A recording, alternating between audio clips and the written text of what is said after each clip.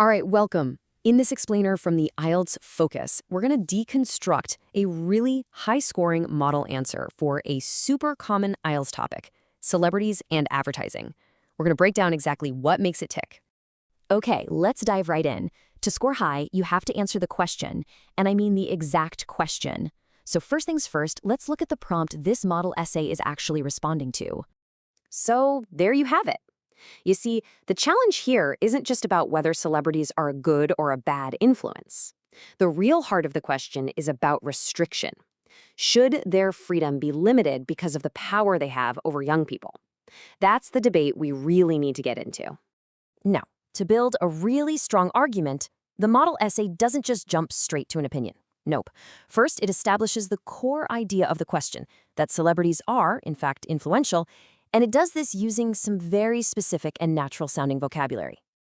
So let's take a look at the exact language the essay uses to get this point across. And as you'll see, it's not super complicated or academic. It's just clear, natural, and really precise. And that is exactly what the examiners are looking for. Check these phrases out.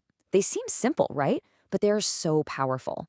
Using language like look up to celebrities or want to copy their heroes instantly shows the examiner that you totally get the foundation of the question.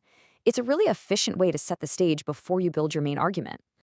Okay, so once the essay establishes that celebrities have this influence, it takes the next logical step, which is to connect that influence to social responsibility. And this is just a really smart way to progress the argument. See, the essay isn't just throwing out a list of ideas. It's building a solid case, piece by piece, basically saying that influence and responsibility are two sides of the same coin. Let's see the language it uses to do that. This right here is a fantastic vocabulary toolkit for talking about accountability. Phrases like acting in this capacity or being aware of their role in society, that shows a really sophisticated grasp of the topic. This is the kind of language about social roles that scores those high marks.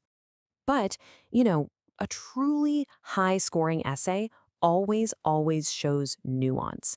It doesn't just stick to one side. So watch how the model essay pivots here to bring in a very sophisticated counterargument.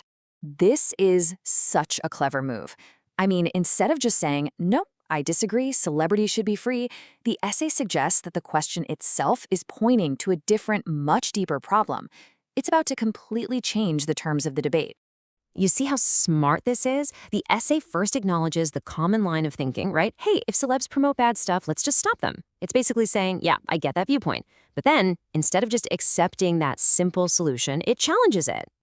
So that right there is the crucial pivot. The essay argues that if young people are so easily influenced, maybe the problem isn't the celebrity. Maybe the real problem is the lack of critical thinking skills in the audience. The focus just shifted from controlling the influencer to empowering the influenced. And here you go, the language toolkit for that counter-argument. Using phrases like, seems a little unreasonable, or may go too far is an excellent, really measured way to express disagreement. And then the vocabulary shifts brilliantly to these big principles of freedom and personal responsibility. So, we've seen both sides now. We've got the need for responsibility, and we've got the case for freedom. Now, the essay has to resolve this tension, and it does it by proposing a much more thoughtful, higher-level solution that goes way beyond a simple yes or no. And this is a really valuable takeaway for your own writing. The best essays don't just pick a side. They often synthesize conflicting ideas to find a third way. So here, instead of choosing between celebrity responsibility and personal freedom, the essay proposes a solution that actually encourages both: education. So the essay wraps up by identifying the one core skill that truly solves the problem. It's not about building walls around celebrities. It's about building good judgment inside young people. And that is a far more powerful and lasting solution than just a simple restriction. And there it is, the final, powerful, concluding thought. This sentence is so clear, it's memorable, and it directly sums up the essay's sophisticated position. A sentence just like this is exactly what's going to impress an examiner and leave a really strong impression. So as you get ready for your next essay, think about this. How can you move beyond just a simple agree or disagree? How can you maybe reframe the problem and propose a higher-level solution that's based on a core value, like developing good judgment?